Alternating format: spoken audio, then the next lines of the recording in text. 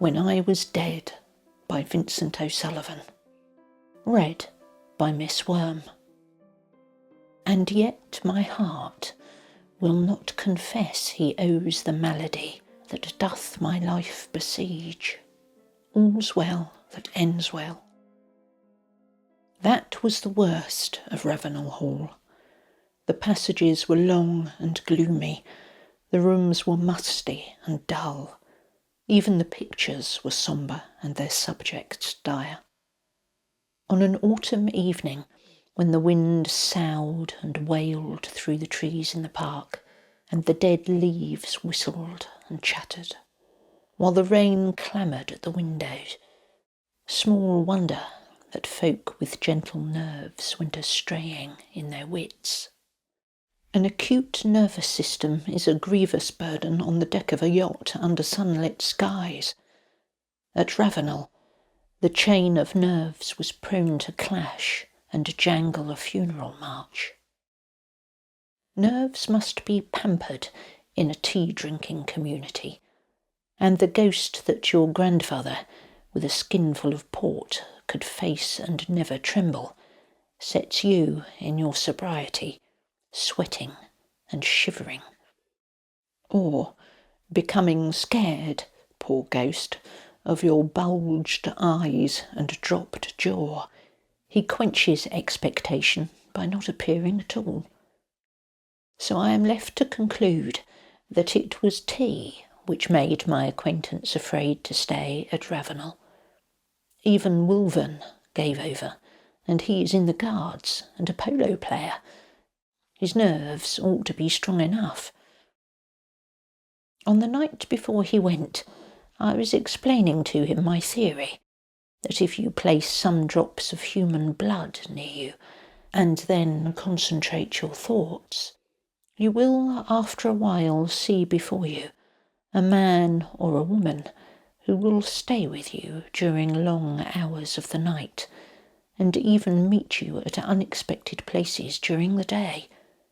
I was explaining this theory, I repeat, when he interrupted me with words, senseless enough, which sent me fencing and parrying strangers on my guard.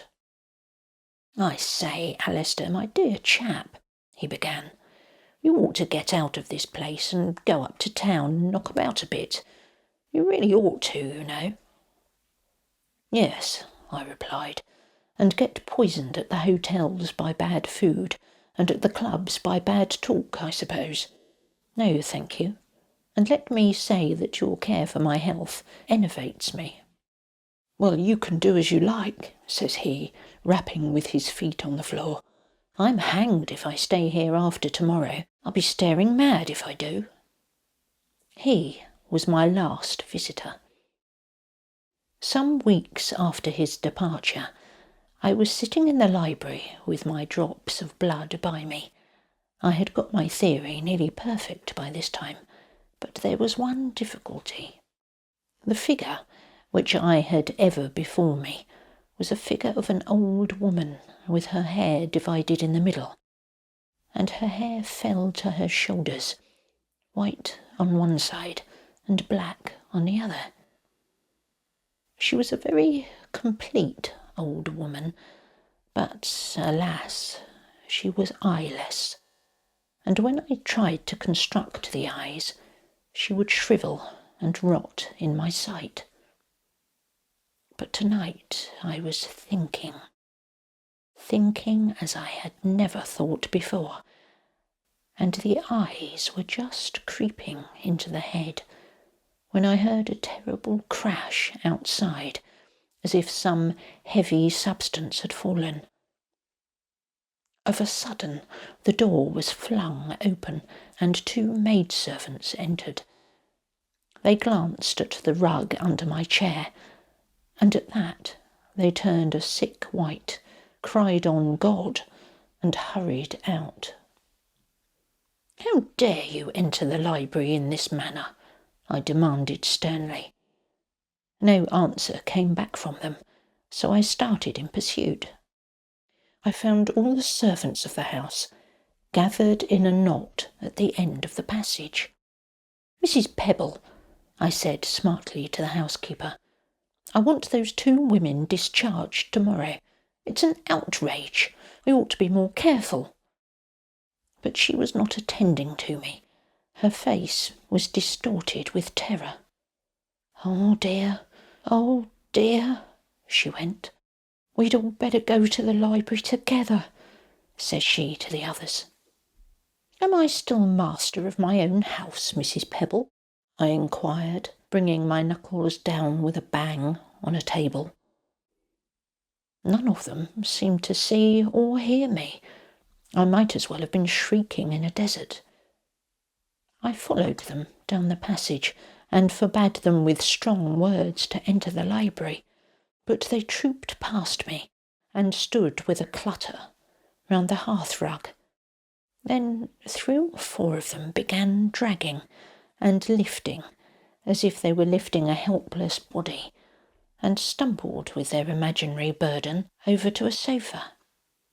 Old Soames, the butler, stood near. Poor young gentleman, he said with a sob. I've knowed him since he was a baby, and to think of him being dead like this, and so young too. I crossed the room. What is all this, Soames? I cried, shaking him roughly by the shoulders. I'm not dead. I'm here. As he did not stir, I got a little scared. Soames, old friend, I called. Don't you know me? Don't you know the little boy you used to play with? Say I'm not dead, Soames. Please, Soames. He stooped down and kissed the sofa. I think one of the men ought to ride over to the village for the doctor, Mr. Soames, says Mrs. Pebble, and he shuffled out to give the order. Now, this doctor was an ignorant dog, whom I had been forced to exclude from the house, because he went about proclaiming his belief in a saving God, at the same time that he proclaimed himself a man of science. He, I was resolved, should never cross my threshold, and I followed Mrs. Pebble through the house, screaming out prohibition. But I did not catch even a groan from her, not a nod of the head, nor cast of the eye to show that she had heard. I met the doctor at the door of the library. Well, I sneered, throwing my hand in his face, have you come to teach me some new prayers? He brushed by me, as if he had not felt the blow, and knelt down by the sofa. Rupture of a vessel on the brain, I think, he says to Soames and Mrs. Pebble after a moment. He's been dead some hours, poor fellow. You had better telegraph for his sister, and I'll send up the undertaker to arrange the body. You liar, I yelled. You whining liar. How have you the insolence to tell my servants that I'm dead, when you see me here face to face? He was far in the passage, with Soames and Mrs. Pebble at his heels, ere I had ended, and not one of the 3 turned round. All that night I sat in the library. Strangely enough, I had no wish to sleep, nor during the time that followed had I any craving to eat. In the morning the men came, and although I ordered them out, they proceeded to minister about something I could not see. So all day I stayed in the library or wandered about the house, and at night the men came again, bringing with them a coffin. Then, in my humour, thinking it shame that so fine a coffin should be empty, I lay the night in it, and slept a soft, dreamless sleep, the softest sleep I have ever slept. And when the men came the next day, I rested still, and the undertaker shaved me, the strange valet. On the evening after that, I was coming downstairs when I noted some luggage in the hall, and so learned that my sister had arrived. I had not seen this woman since her marriage, and I loathed her more than I loathed any creature in this ill-organised world. She was very beautiful, I think, tall and dark and straight as a ramrod, and she had an unruly passion for scandal and dress. I suppose the reason I disliked her so intensely was that she had a habit of making one aware of her presence when she was several yards off. At 9:30, my sister came down to the library in a very charming wrap, and I soon found that she was as insensible to my presence as the others. I trembled with rage to see her kneel down by the coffin, my coffin, but when she bent over to kiss the pillow, I threw away control. A knife, which had been used to cut string, was lying on a table. I seized it and drove it into her neck. She fled from the room, screaming. "Come, come!" she cried, her voice quivering with anguish. "The corpse is bleeding from the nose." Then I cursed her. On the morning of the third day, there was a heavy fall of snow. About 11 o'clock, I observed that the house was filled with people and folk from the county who came for the obsequies.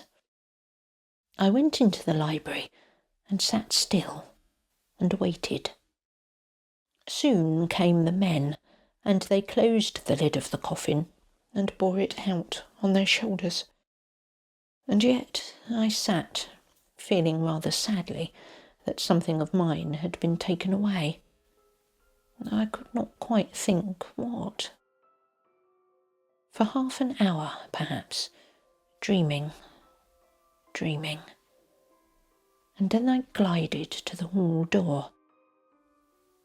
There was no trace of the funeral, but after a while I sighted a black thread winding slowly across the white plain.